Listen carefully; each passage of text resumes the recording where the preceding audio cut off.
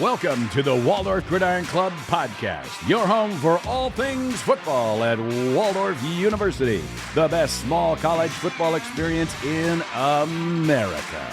Hosted by Andy Buffington and me, Troy Thompson, from the secret bunker beneath Bolsdorf Field.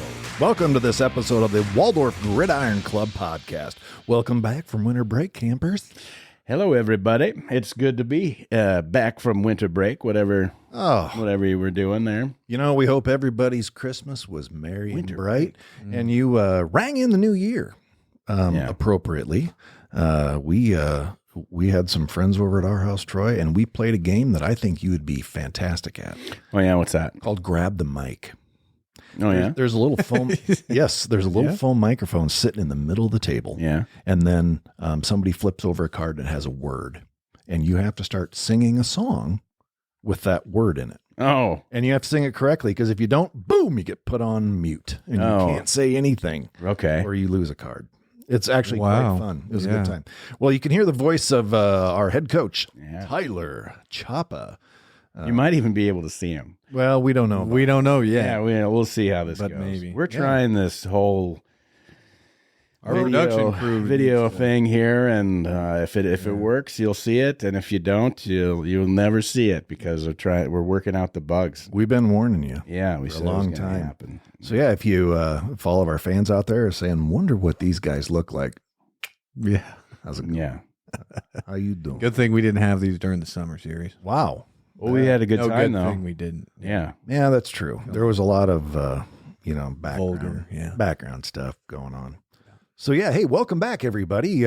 We missed you. I hope you missed us too, and I hope that you're glad that the Waldorf Gridiron Club podcast is back on the air live, or recorded, but still, it's Friday, man. So, Coach, first meeting happened on Wednesday. How'd that go? Yeah, it was refreshing to see everybody after 7.5 weeks of sitting behind my computer and recruiting and worrying about everybody other than the team. So it was good. We did class checks that morning just to make sure everybody's out and about. Everybody had smiles, and we've got about 96 guys on our team right now. That's amazing. Last year we had 58. Yeah, that's a lot, going through Almost spring ball. doubled your number. Yeah. I mean, that's huge. So we retained well and recruited well. Good job by the staff. They did a great job. And this was the first time since I've been here as head coach that I didn't lose a full-time guy.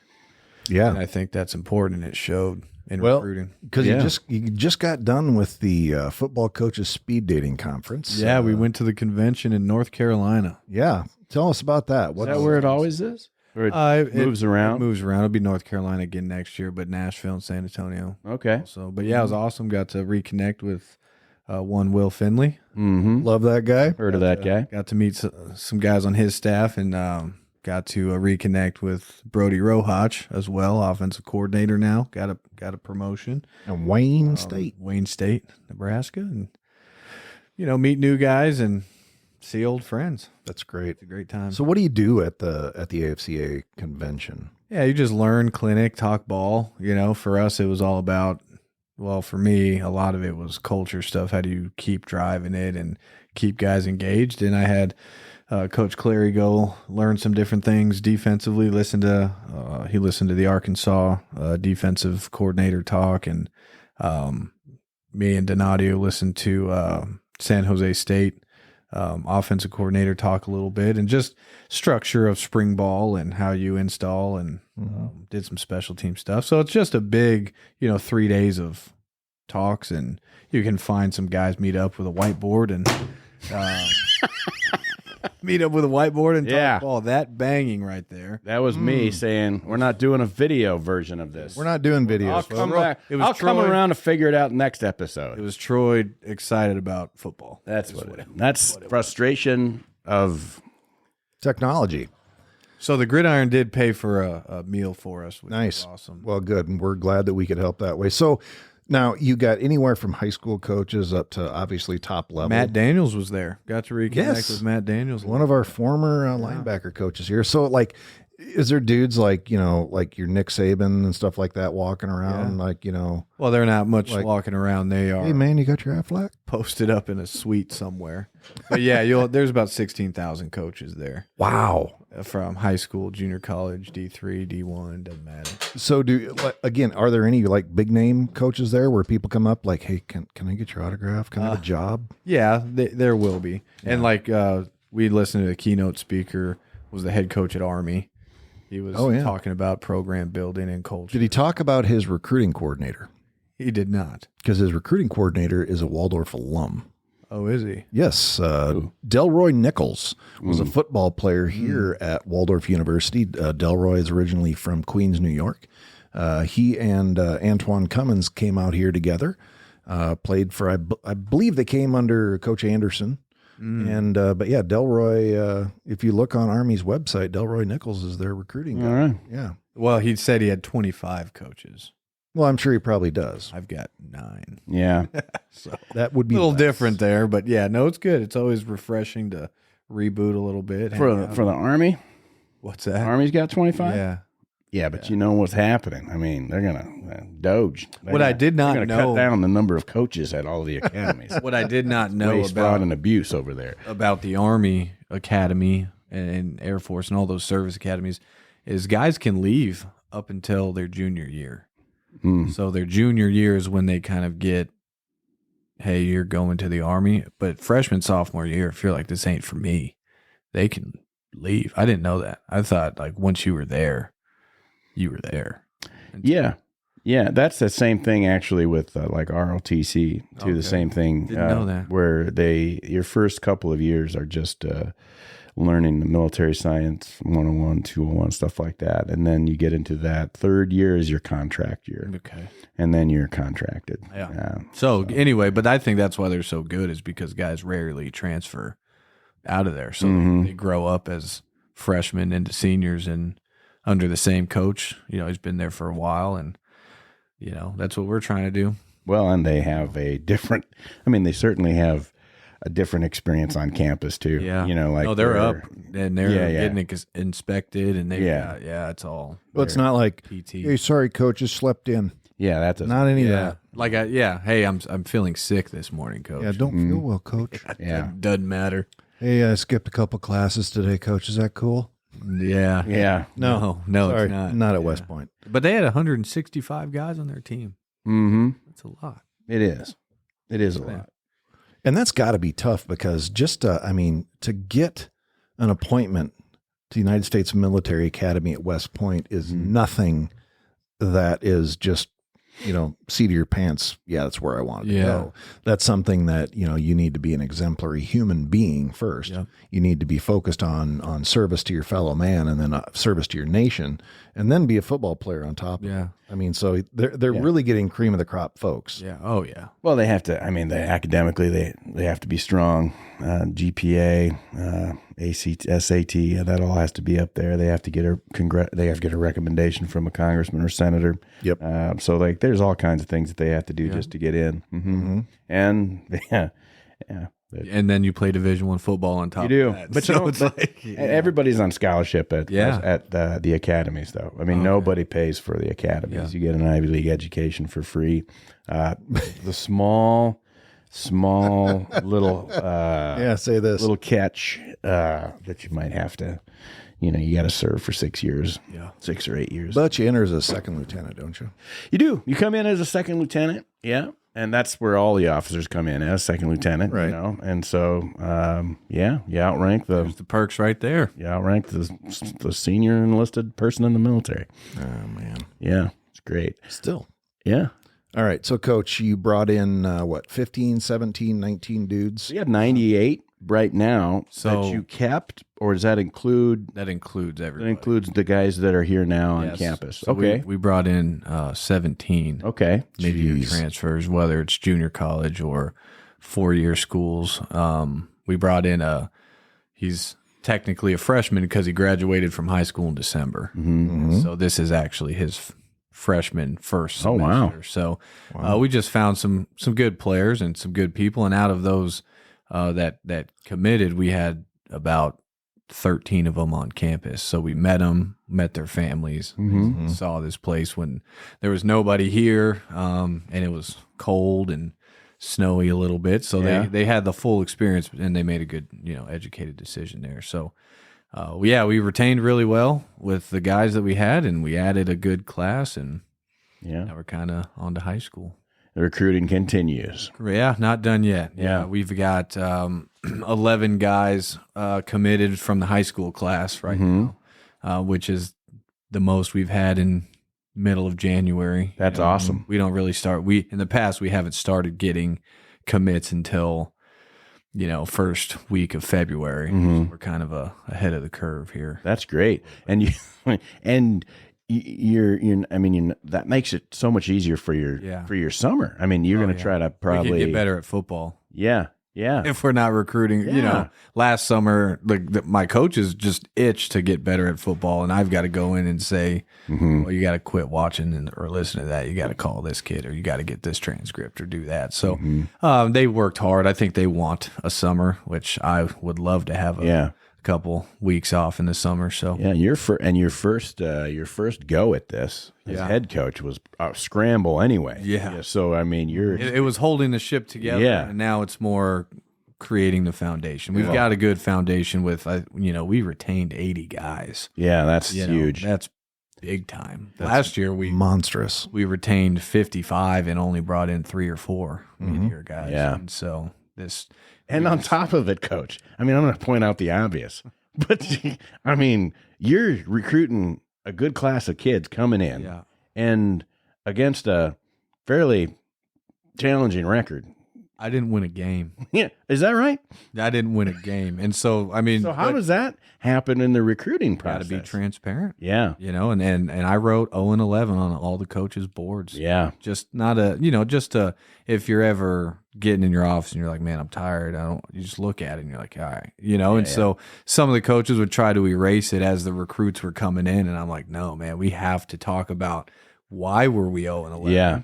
This is why we need you to help us not be 0-11 anymore. And so, we're still on the forefront of building this. We're, it's not going to be perfect, but even some of these, we got a really good safety running back kid from Cresco coming in. And a kid like that, you might have to play, bud. Yeah. Like Jack had to play. Yeah. And probably not ready to play. But that early experience makes it much better for your future. And that's probably exciting for the kids, whether they realize it or not. I mean, there's not a lot of 18-year-old boys that are coming in out of high school and think that they're, of course I'm ready to play. And they don't know until that Northwestern walks onto the field and you're like, I am not ready to play. I can't believe Coach, you said we would be fine. What happened here? Yeah. I love it. I love it that's happening and that you guys are handling it with transparency, and it just shows the quality of the program that you're building and getting to with look, kids, they see a challenge and they're like, it could, I would imagine, is a little bit daunting rolling in and I suppose Morningside and Northwestern are on the other end of the spectrum a little bit. They're like, we can recruit X, and because we have it, but are you going to play? Yeah. Or like, when will you play? When will you play, dude? And so that's who cares? Yeah. They're going to be good with or without you. Yeah. We, we want local kids. Yeah. We did a good job. We had a ton of visits from Thanksgiving up until, last week. So we were busy, a mixture of high school kids and mid-year guys. And that's my first, after the Dort game, we're getting on the bus and we come back and I'm sitting in my office like, all right, how do we want to go about recruiting when I'm talking to a dad? Yeah. And he's like, so how'd you guys do last year? And am I going to be like, well, we had a bunch of injuries and we had all this bad stuff happen, or just call it like it was? We had a young team in a good conference and we weren't good enough. And this is the plan for the spring, and this is how I'm going to make the team good enough, and I want you to be a part of it. So I think if you take it head on and, obviously take ownership of it, I think that goes a long way. And the other coaches, they all hit the road. They're on the, So Coach Gassman told me I spent all of my recruiting budget for the first time in a long time because, he went off of last year's budget, as one should, and that just tells me that all my coaches weren't out recruiting when they were supposed to be or didn't hit it as many schools as they should have, and this year they did. I had Ani up in the Twin Cities. I had Brummer up kind of outskirts of Minneapolis and kind of northeast Iowa. Clary was out and about, kind of picked up a lot in Des Moines and western Iowa, and then Donadio was over kind of in the Davenport area. Nice. I was more local, so we split it up, and we kick off our visits Friday. We've got 8 kids coming to campus Friday, and then every Monday, Wednesday, Friday from there on out until February 5th. So it'll be a packed next couple weeks. That's awesome. Great. Yeah.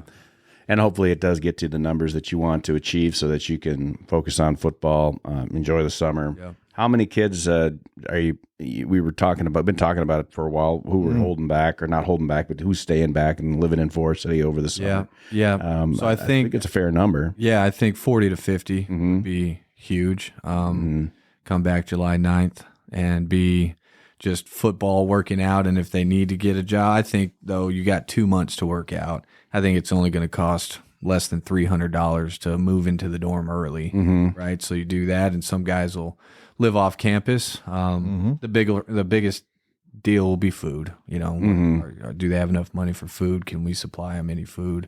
But you just work out in the morning and then do football stuff in the evening. Right? You give them the chunk of the day to work if they have to, but but you're doing nothing but that for 3 weeks. Yeah. And so, but the guys that go through spring ball are usually the guys that are going to play or are ready to play. Right. And whoever surprises you in August, that's a bonus, So, Yep. So it'll be good. It is going to be good. So just backing up a little bit, your holidays, since we haven't how was that? seen you. Yeah. I mean, how was your Thanksgiving was good. We were with my mom. Nicole and I went to see my mom and my stepdad up in Wisconsin.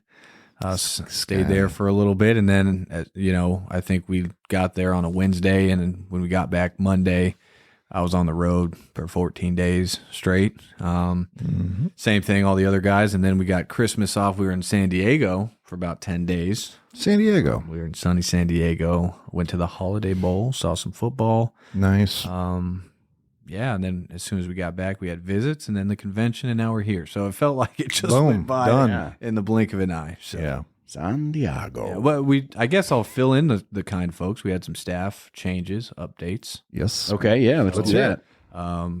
Jordan Cooper, Cade Kloster-Hodak, no longer with us. Did a great job as players. Did a great job this fall. They're going to kind of get into the real world and work, make a little bit of money. Cason Handel will be a graduate assistant for us. Okay. I heard of him. Got him hired today, finally. Okay. Don Raymaker got all the paperwork done and get him his keys tomorrow. And Tristan Eames, who has been a student coach for us with the running backs, is going to be a graduate assistant. He graduates in May, and he'll coach our quarterbacks. Okay. So very good. Keeping some similar guys. Well, and Coach Eames was a quarterback for West Hills. Yep. He was on Last Chance U. He was, yeah. Yeah, and he's done a good job. I mean, coaching a position that you haven't played is tough, and he learned a lot, but he did a great job recruiting. He brought in about 5 guys.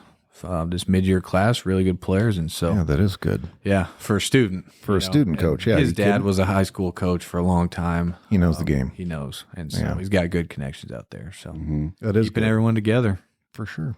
Yeah, only shedding 2 coaches, and they're young and first year coaches moving on to other things. Like you said, that's good. Wish them both well, whatever. And that's the GA position, right? Yeah. That's either guys are figuring out what college football actually is, right? You don't just show up to practice. You're there early and you stay late and you got to do the laundry and all that other stuff. And so that's where you're really kind of figuring out if you even want to do it or not. Yeah. And so the GA spot's kind of it's a tough job. A carousel in itself. But I was really happy to be able to keep the full-time guys.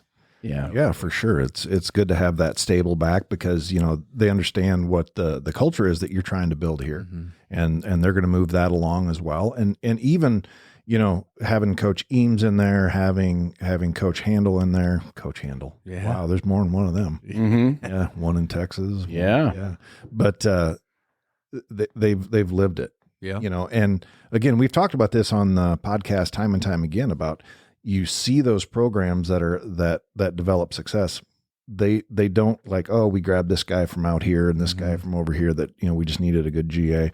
But these are our people. Yeah. Yeah. And They're our program folk. I think I can get one more spot. I'm trying to talk some folks into giving me one more GA and try to bring back Tyler Dennis. Don't know if you. Oh yeah, Coach yeah. TD. TD. Yeah. Yeah, that'd be great. Yeah. That would be great. And then with that, then he can coach the corners, Case and coach the safeties, and I can actually roam around and be with the quarterbacks or talk to be down with the D line or just be more of a figurehead. And these guys need to hear my voice, especially during practice. Yeah.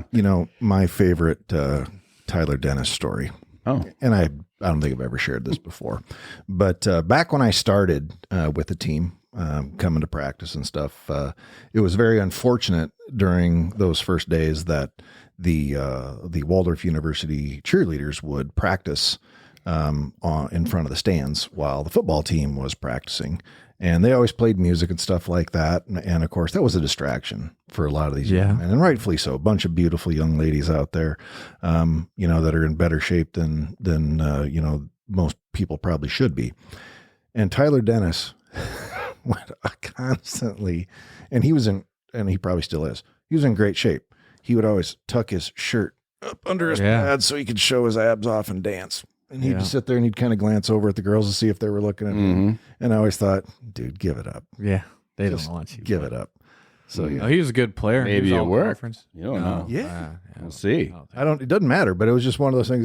That was my first impression of Tyler. But then, I don't know, you grow to love a kid like that. He's just so great. Yeah. Where's he at now? He's coaching somewhere. He's in Nevada. He's working at two kind of strength performance centers. Okay. One's more for community, older folk, and one is more athletic. Yeah. So he's kind of getting the best of both worlds. He's got a couple things to do before he's able to be a graduate assistant. So I think he's going to get those done this semester. Okay. That'd be great. I was wondering about, you say you got 9 coaches, and obviously the West Point's got 25. That's not the same conversation, but with some of this, how many of the schools in the GPAC have a JV program that they run? And Waldorf, we all have about the same number of players when we get our rosters, completed prior to the start of the season.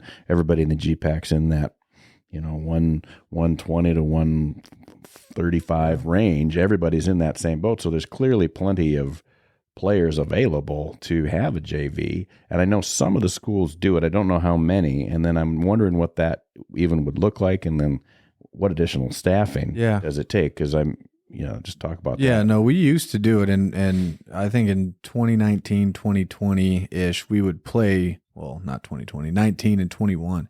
We've played 5 JV games before. Okay. We don't have any extra coaches. The head coach wouldn't go. And, like for us, assistant coaches who were not the coordinators would then be the coordinators for those games and just get you developed as a young coach. And, my first time calling defense wasn't last year. It was in a JV game against Central College. Okay. So having some of that stuff, you try to win those games. Now for us, we were in a little bit of a spot where, we could get guys into school, but the GPA requirement for the NAIA, a lot of our guys didn't meet that, so maybe we couldn't field a healthy JV team because you don't want to go into a JV game with 5 O-linemen. Yeah. You need 8 or 9 younger guys. And so we've been digging ourselves out of that rut for a little bit, and I think we're finally getting to a spot. And I talked it in the team meeting room a couple falls ago. Our defensive line was at a 2.2 cumulative as a whole room. They were at like 2.85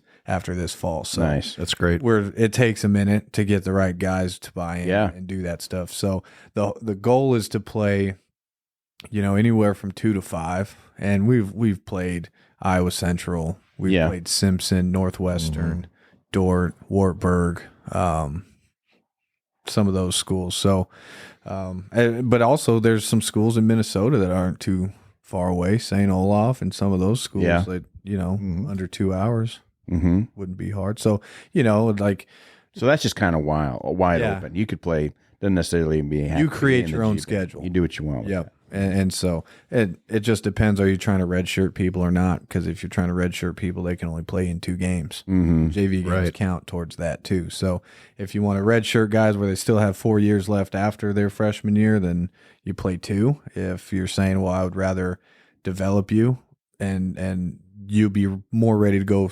sophomore year, you play 5. But Hastings, there's not every school has it. But most schools do the GPAC. I mean, I'm for it. I think it's a great thing. I think you've got a lot of, a lot of our players wanted it. That's a question I asked all of the freshmen in our exit interviews in November. And, because some guys might see it as on JV, I'm not good enough. And, some like in high school, that might be a connotation of JV, but in college, it's like, buddy, you're 17 or 18 years old.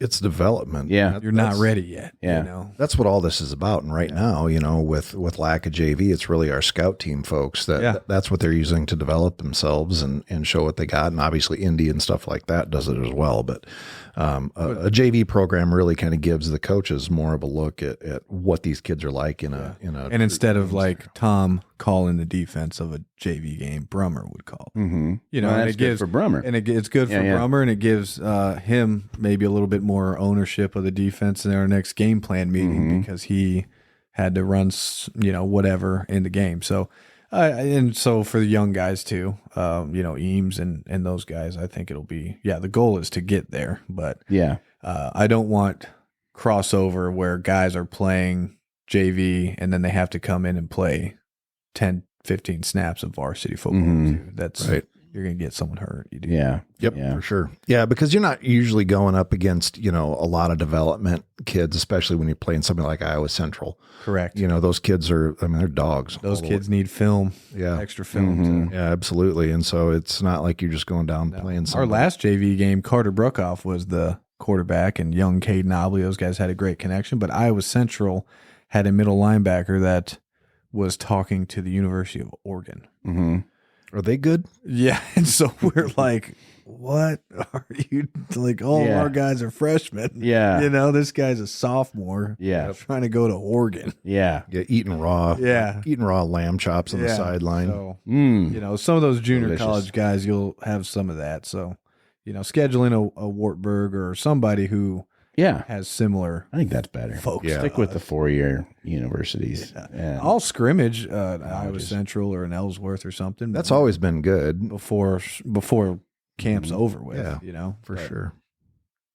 Gary Ludwig told me a story. He played for Iowa Central in Fort Dodge, and back in the God knows when that happened, 60s probably, 70s, early 70s, maybe whatever. Late 60s, a while ago. And he played for them, and he was telling, we were at Eagle Grove, and apparently Iowa Central, like, he remembered the field at Eagle Grove because he's like, I was here when this was brand. It was either Eagle. I think it was Eagle Grove. He's like, I remember this brand new field because they came over from Iowa Central. And they played, I don't know who they played. Probably Ellsworth. But and then just, how he tells the old state trooper like everything was, uphill both ways. He's like, we didn't get any water. No water. Had to share a face mask. We have 120 kids at the start, and the coach get it down to about 60. That's all he wanted. Wow. It's just. That'd be a Gary thing. It would be a Gary thing. Yeah, for sure. Anyway. So, I think that I was just thinking about it, the JV stuff. Yeah, that'd be cool to have good. that. I think, and sounds like the players, they'd like. They wanted it. Point. Yeah. So you got 100 kids that are here for football. Obviously, right now. Right. We're going to be starting spring ball. When's that? So spring ball will be the 3rd week of March. Okay. Sorry. So we are just 7 weeks of weight room. Right. So yeah, tell us a little bit about what are these guys? What can they look forward to over the next 7 weeks? Yep. So we're getting benchmarks. To be able to show you. Yeah, we're getting benchmarks and seeing where guys are at and who did what over the break, and so we're going to max out lifting Thursday, Friday, and then we are 4 weeks of Monday, Tuesday, Thursday, Friday, just lifting weights. Wednesday and Saturday will be speed training. Wednesdays will be kind of we'll do more cultural development stuff, which we've never done before. And then for an hour after that, we'll do speed training. And then 3 weeks before spring ball, we'll do boot camp. And that's our Monday, Wednesday, Friday, 5 a.m. You're on the field running, circuit training, conditioning. So talk to me about what a boot camp looks like. So a Monday. I can tell you what. I know you little different than maybe what you've endured, but Monday's more of your conditioning, circuit training. I'm trying to see who's going to be more mentally tough. I am going a little over the top. Wednesday is going to be more position specific. O-line's not going to have to run a ton, but they're doing more lateral stuff, quick stuff. And then Friday's all competition, whether we do tug of war, relay races, stuff fun. like that. Have the guys competing. Then we got, spring break and then spring ball right after that. So Wow. we should have 4 weeks of spring ball game. Hopefully, weather permitted, we can do our spring cleanup like we started to do late April, and then it's summertime after that. So Yeah, and then there's high expectations of these guys. Summer's not just, hey, go home and eat. yeah, I told them in our team meeting, you're a student athlete, you don't really get vacation. No. You can have certain periods of time designated for family and doing whatever, but And you should. you don't get just 4 weeks to do nothing. Eating Cheetos or whatever you want to do, playing video games. You need to go outside and find time to work out. So Yeah, you can even work out inside if you want. But nowadays you can. Yeah. Nowadays you can do whatever. Yeah, absolutely. Well, it sounds like you're going to have them pretty busy. Yeah, Sunday's going to be the only day that they have off. Well, day of rest, it's the Sabbath. Yeah, trying to follow the rules. That's right. We give we got some protein. I know that. Oh man, very thankful for that. We got over 4,000 servings of protein. That's great. So after everything that we do, whether it's running, whether it's lifting weights, and we got them blender bottles, little shaker bottles. Nice. So they didn't have to buy those, and You bet. they got to take those everywhere they go. Hopefully they drink more water throughout the day because of that, but they are not leaving our site without showing us that their protein drink is gone. So I was telling them there's no reason why our bodies shouldn't look a little bit different after this, these 14 weeks we're here. Yeah, it's going to be, it's pretty exciting. Do you guys think about that? Yeah. Get them. Gridiron Club helped build a player lounge for them too. Yeah, tell us about that. So we turned a smaller team meeting room into more of a hangout. We bought a 75-inch TV, we bought a PlayStation 5 with Madden and NCAA on there. The Clary family painted. Looks beautiful. Yeah. Looks really good. My mom's going to donate a couple couches. We've got a rug coming, and then we've got a air fryer and a microwave in there, and I'll stock it with peanut butter and jelly sandwiches or There you go. whatever. But there's rules, right? There's no cussing in there. I've got a camera. I can hear. Yeah. And I can talk through it as well. Oh, nice. We put a padlock on it that only coaches know. So, nobody can go in there. We're going to keep it nice. And then you've got to have, above a 2.5 GPA. If I see you in there, and I'm going to put on the wall who's banned from being in there. So we keep it clean, but we want guys to be around us more often. And You put like a Delta Airlines jacket on Ani and make him stand out front of the door like it's the Delta Club, the Sky Club, or whatever. It's like nobody gets in here. we should take like mug Can I see shots. your boarding pass, sir? See this? Yeah. No, you're not That's getting in here. sorry, that's Coach. Yeah. You're gonna have to leave. And then we ordered 28 foldable tables. So our team room's going to look more like a classroom, right? Each row's going to have a row of tables on it. So we can do our study halls in there now. Anytime we have position meetings or unit meetings, people aren't writing on their lap. They'll have a table there, and Nice. you can use those for recruiting. for our meals and stuff like that. We don't have to go through the school and get them anymore. We could just bring them on out. Haul them on over there. Yep. So Yeah. a lot of changes in our facilities. We were fighting the Carla in the bookstore. Yeah. You know, not fighting. We wanted to make sure we had enough tables set up and Always took Carlos tables. Let's take Carla's tables. Yeah. And then she'd come running over and she's like, I think these are my tables. Yeah. And I so think we'd you're haul right. them over there. Yeah, I I'd think haul you're them right. over there and then we'd haul them back. Yeah. So yeah, but now we've got our own stuff. So it's great. Gonna be good. Yeah, those little changes make a big deal. Again, even those little things as far as culture goes. Yeah. You know, it's showing that this isn't just some fly-by night. You know, hey, let's see what happens in the fall. This is, we're building something here. And I think it shows them that I recognize it's not good enough. How can I make it better? And so I told them, some of these changes that would be made. I told them that in November, and for me to, I think, show them like, you can trust my word. I did do this. I think that's going to go a long way too. Yeah, for sure. Well, and again, a lot of positives going, and it builds the excitement.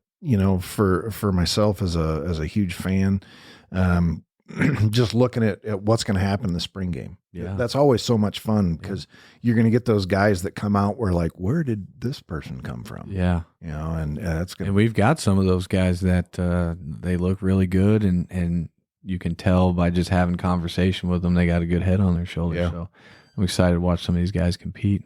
Yeah, and you get some of those kids like when after the returners went to get their bottles after practice, and we had the 16, 17 kids in there introducing themselves. It's like I always like to guess, like, kid stand up, be like, "Hi, my name's so and so. I'm from so where, and this is my position." It's like one kid stood up, and I'm like, "Oh man, he's probably, I don't know, linebacker. He's a big kid. Yeah, running back. Yeah, oh my, is that right? gosh. He's a tank. Yeah, yeah. No, we have you. You'll like it. We've got a 3-year Army vet on our team now. All right. He was in the Army for 3 years, right out of high school. Okay, and then did 2 years of junior college football, and now he's here in Forest City with us. So. That's awesome. What's his name? Anthony Tucker. He's about 6'1", 215, 220 pounds. Nice. He's a tank of a human. Yeah. Reminds me a little bit of me, probably. Will Strickland. Kind of got that serious look through his face. I think that's what we need on the offensive side of the ball. Somebody who's going to care about more than himself. I think Tuck's going to want to do that. So the mystery is probably half the excitement too, because you see some of these guys and it's like, what we got coming back. We got a lot of talent in our locker room coming back, and to put in there that, hey, you're going to have to battle. Yeah. That's just the way it's going to be. You're going to have to battle. And you just, the biggest piece is having these guys mesh with each other, and that's why I wanted to hold those guys back and say, hey man, we brought all you guys in here to play and compete, and you're good players. I don't want it to be it's us versus the guys that were already here. Newbies. How do we, you got to be humble and just put your head down and work, and our good players are going to gravitate towards you. Absolutely when right. You do that. So. The leaders will. Yeah.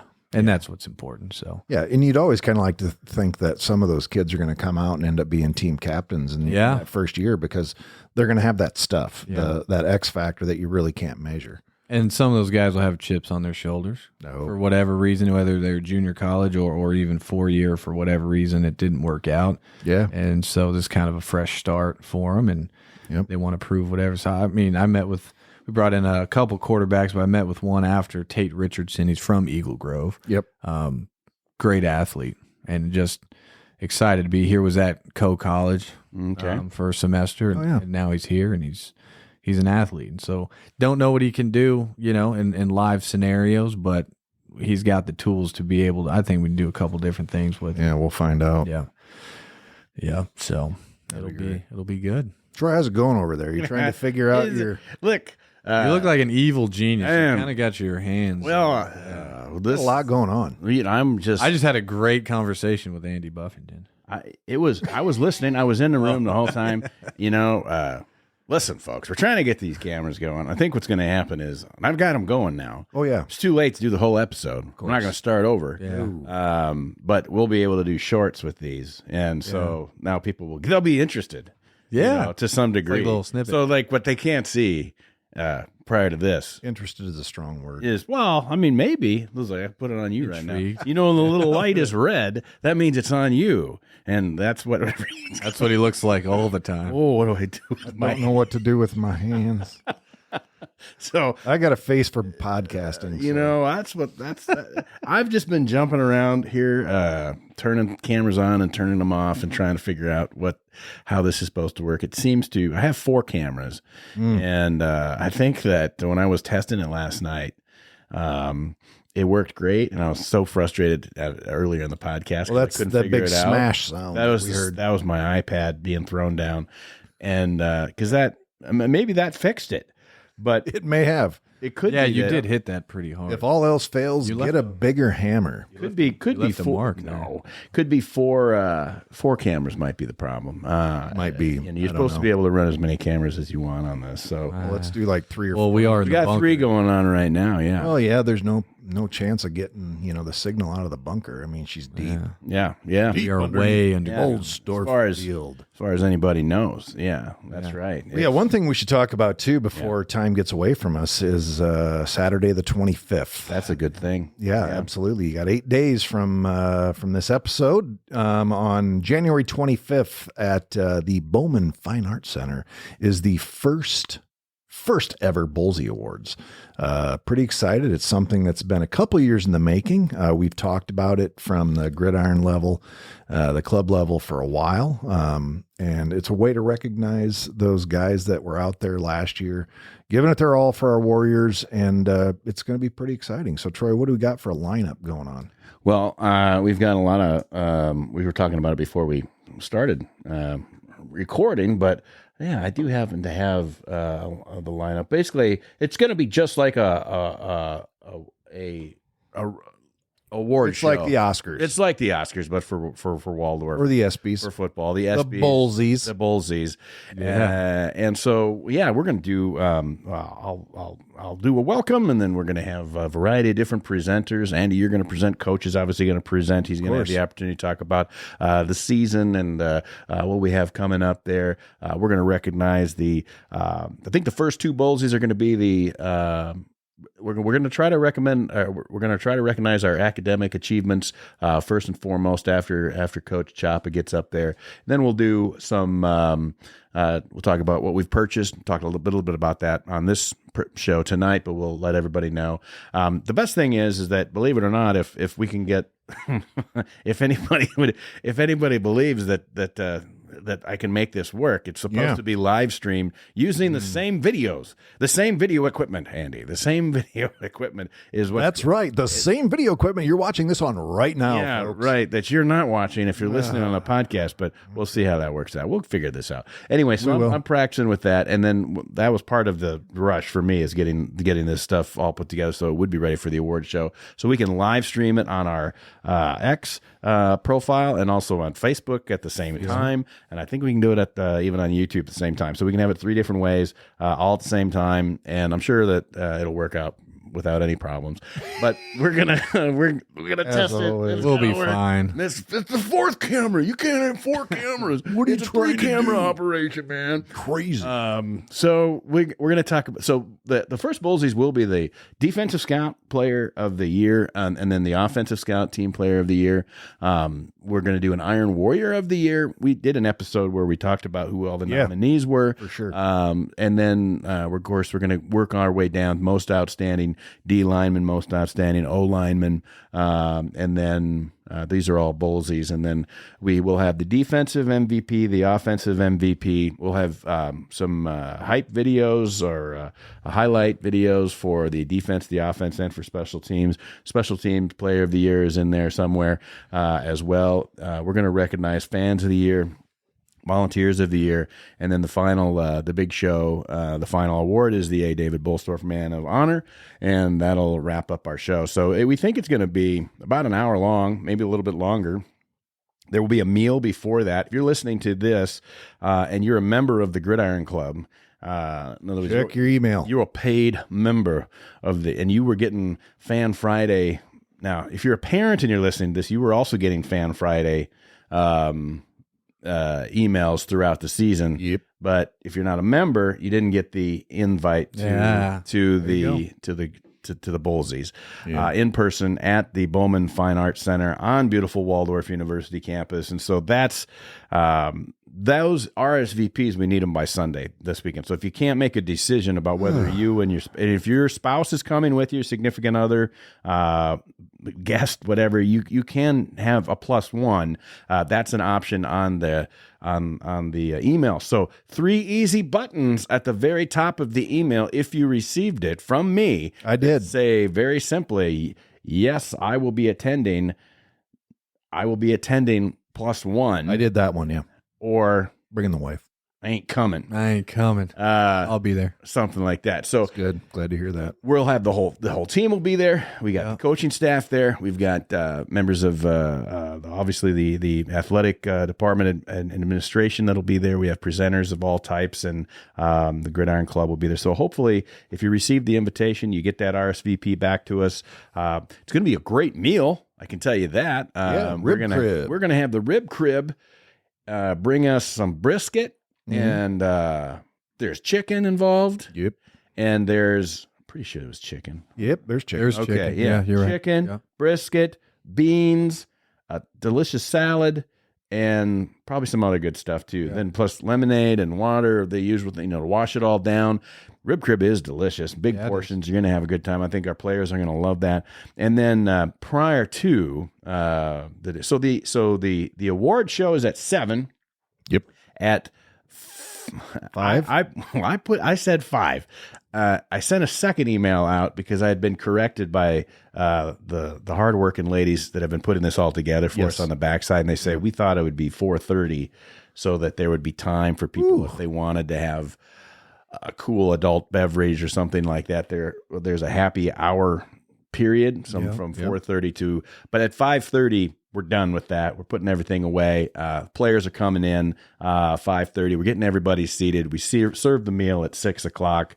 Once that's wrapped up, we'll move into the auditorium, and the inaugural Bolsy Awards will be on fingers, toes, and everything you can cross will be live streaming. Well, if nothing else, Adam Helm will have it on his cell phone. He'll just have he's like, that works just fine. I didn't even buy all these cameras, you ding dong. Yeah.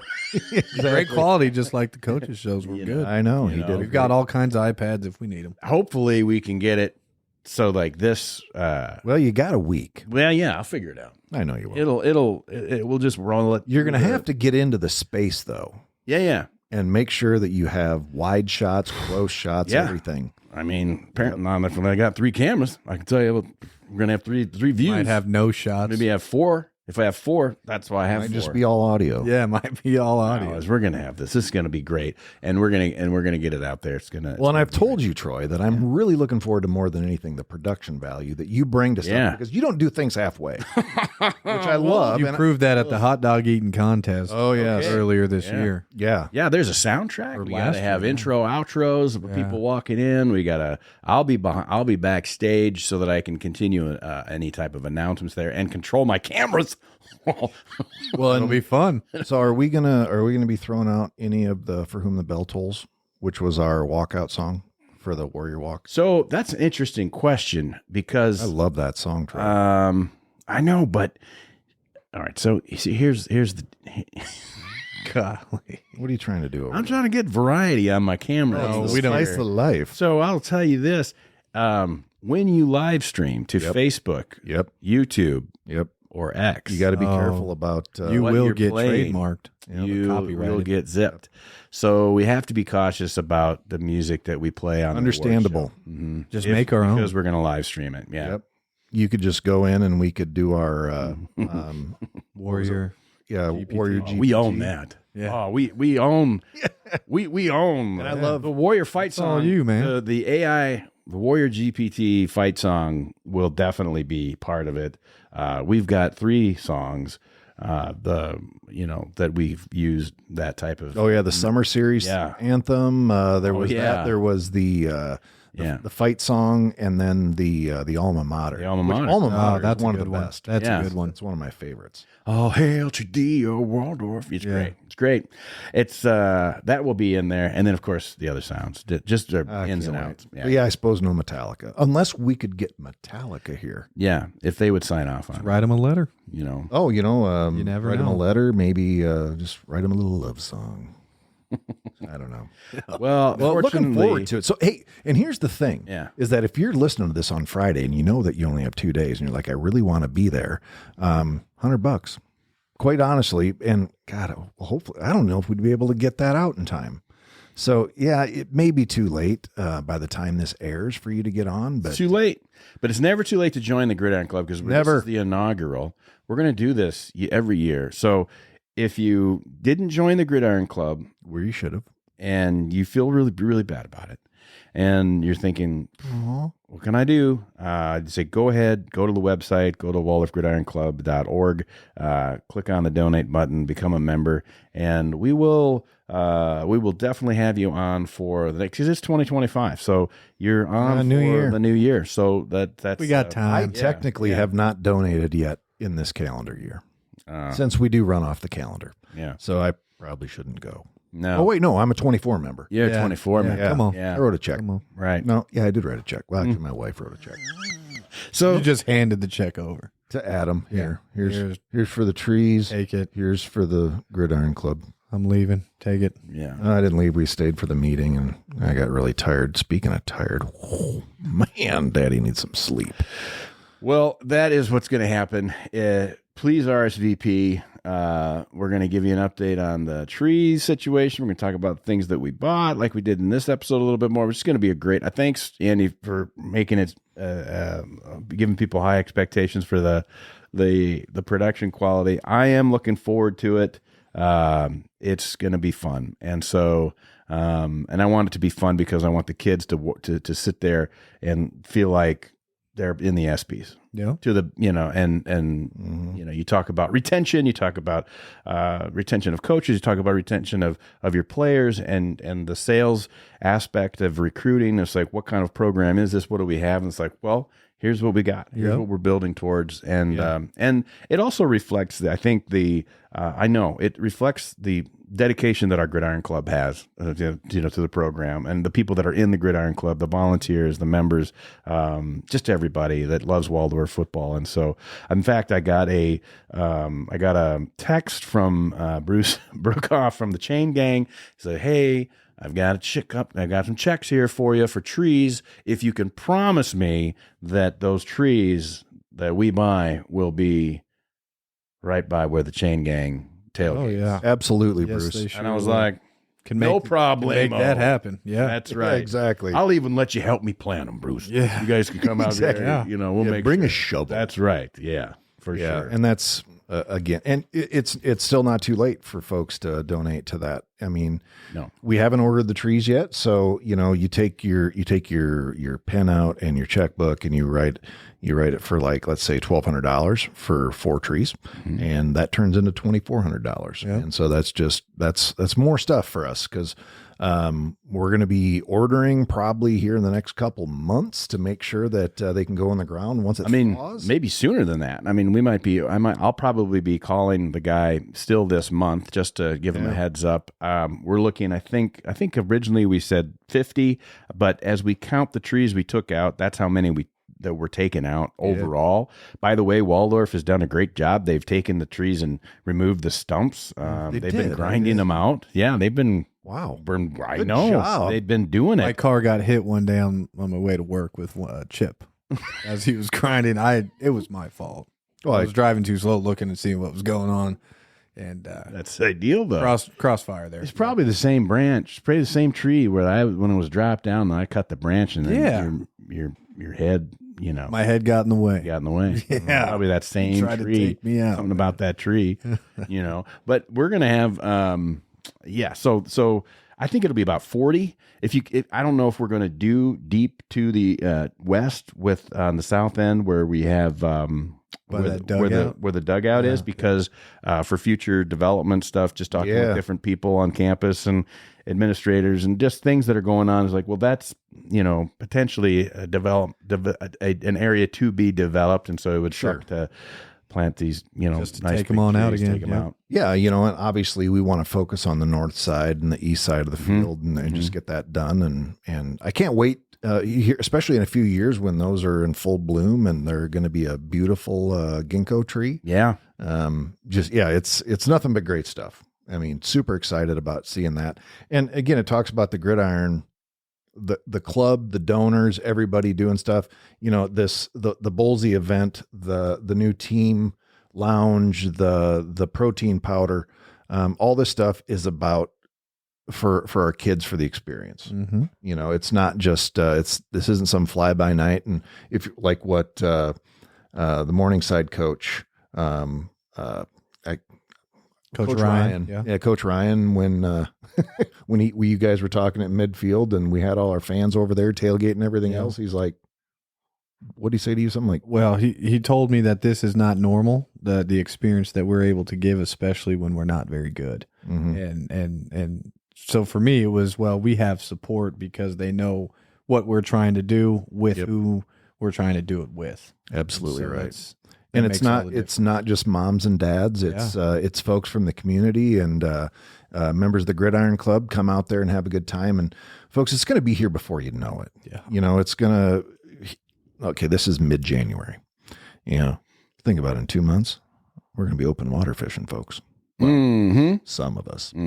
This guy. That guy. Yeah. And then, so we're out open water fishing, and then it's going to be spring ball. And then we'll have this really fast summer when somebody says, how was your summer? I said, when did it start? Yeah. Yeah. I'll have some time to golf, hopefully. I hope so. And then we are underway. Summer workout session. That's right. Do it. Yeah, July 9th, baby. It's going to come Yeah. fast. We'll have those kids on campus, and then it's going to go fast. Yeah, it is. And it's going to be here before you know it. And the next thing you know, community night against Concordia, hopefully in the evening. I think it's going to be against Northwestern. Get out. No, not Northwestern. Midland. I'll get the schedule. Oh, I thought. Oh, you think I thought I thought it was just the. I thought it was just reverse. So Concordia, that was only for their home game. Okay. So we will play them again in 26 at that date. So the 25 schedule is different. Oh, it is. Yeah. Nice. Okay. So All it's right. it's not going to be just this is who we're seeing in order. Correct. It's going to be okay. Yeah. Well, that's kind of exciting. Yeah. But so like those teams that travel to us, we travel to them. Then? Correct. Just not in that same order. Okay. Well, that's kind of exciting. Yeah. So bye week stays the same. Bye week will be week 2 and week 9. We'll have 2 of them. That's nice. Because I'm not playing in that. We're not playing a 0 week. or a non-conference game. Yeah. Don't need to. My conference is hard enough. Yeah. Well, we found that out. We've got our hands full. Yeah. We'll be fine with 10 games. I think so. I think there's not a lot of teams in our Morningside. They play Benedictine pretty much every year. First Briarcliff will always have a non-conference. Don't think Northwestern does. No. Yeah. Don't need There's it. about 5 or 6 teams that don't. No, I don't think so. No need. And that's fine. Yeah. But yeah, there's no sense because obviously you're taking every time that you throw those guys out in the field, there's a chance for injury. Yeah. Obviously there's just the fatigue factor and everything else. But Well, and the whole point of a non-con game is strength of schedule. yeah, My strength of schedule is already hard. Mhm. Okay, so we're just think? going to focus on us for a little bit, I think. intrinsically motivated. Right? I just put the camera back on myself because if it had been on me the whole time, it just would have been showing me pushing buttons as you guys had a conversation and you had different kind. I didn't even see the red light pop on. Did you do that? It is. That's really, actually really pretty. fast. Oh, they're Not noticeable. No, you can't do it. Yeah, very good. I did there have it to is. adjust your camera so Is it because bad? I had to bring it in closer because it was set too far back. You look like you were little kids sitting in a chair. Oh, It's too God. far. I had to get it up. This table. yeah, but we're all really just high. kind of chilled out. Yeah. I hope it's not making me look. This is what it looks like, though. I mean, and people see this is what the bunker studio looks like. If they've been wondering, and this is what we just kind of cozy in here, and hopefully we'll get it figured out. So some of this will come out in pieces of social media so that they'll see Might it as well. but It's not going to be on YouTube. No. This episode is like I didn't figure it out till like halfway through. Well, we'll have to figure out what we're going to do for our next episode because we really haven't talked about it because we had our winter break. Yeah. So I can't remember when our last episode was before Christmas, obviously. And we wished everybody a Merry Christmas, but we'll have to, Troy and I will have to figure out like, are we going to start doing players? Or are we going to start doing public interest stuff? Hopefully, later in this podcast season, we'll be able to bring on some other GPAC coaches. And obviously, they're probably not going to drive over here to the bunker, but at the same time, get to know them and not about no gotchas or anything like that. It's about, tell us about your program. What's your philosophy? What do you love about this? Where have you been? And just all the good things. And again, it's not a, that ain't going to do it. It's going to be about promoting their program and just getting to know them a little bit better rather than going on to the Wikipedia and figuring out ways to make fun of their towns. Yeah. But you know what this year is? Did a darn good job making fun of their towns, though. Yes, I know exactly what 2025 is. I know. It's the 50-year anniversary of the time capsule. We got it. We got a Chevy Vega. Took the Winnebago. And... okay, that's down Concordia, Seward, Nebraska. It's in Seward, and it's July 4th. Yeah. Yeah. Do we have a Gridiron bus trip to Seward for the July 4th and go down there for the unveiling? I want to see that Vega. If it's purple, I'm telling you, maybe we're gonna have to. Yeah, we're gonna have to coming back. All right, who will give me 5? I will. Yeah. 1,000. Sorry, I thought you meant $5. That's right. Yeah, I'm so sorry. Exactly. Do you take checks? Yeah. Just don't cash it for a couple. Give me 2 weeks. I'll drive that home though. It probably, if it starts, it's worth $5,000. That'd be amazing. Oh yeah, and that would be the mystery. About the time they wheel the Vega out of the time capsule, and somebody jumps in and goes, "Got the keys?" Like, what? No way. Yeah. No, they had a dehumidifier running in that thing for the last 50 years. Well, we had a trickle charger on her, Yeah. Well, I'll tell you what, I'm looking forward to it. I'm looking forward to what's coming up next week. Next show, we might have a player, could be another coach to have on, and we could certainly do something like that as we roll into the Bolsies. Very excited about the whole thing. So, yeah. Be Coach Handel. That's good. Talk about his transition. Coach Handel, he could come in. I think maybe in a couple of weeks we bring him in, and maybe he'll enlighten you a little bit. I think so. Yeah. Yeah, he's a let's do that. Let's have Coach Handel. Coach Handel on, who is a nominee and then as a coach, a presenter now. Yeah. So and here's the interesting part. What we could do is we could have the other Coach Handel call in. And just listen, and like we don't know, and then all of a sudden just like, okay, Dave, just interrupt whenever you want. How did that? How do you do? Coach Handel, how do you feel about that? Well, I think my philosophy, and then Papa Dave go, no, wrong, no, not what I taught you all these years. Nope, Dang right. Oh, is that your philosophy? Is that right? Yeah. Are you a head coach in Texas?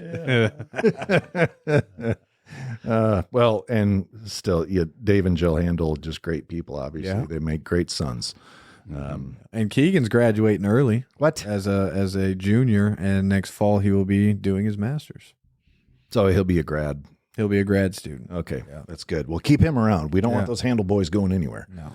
Yep, exactly. All right, good. Well, what else we got to talk about, guys? Did we cover the bases? We here after Christmas think so. break. I think it's time. Might have to cut some out. We went kind of long. Well, we're just over an hour right now. So yep, I'm thinking about going home and eating some goulash and going to bed. I second that. Pot roast in the pot. Got to take it out of the pot. Eat it.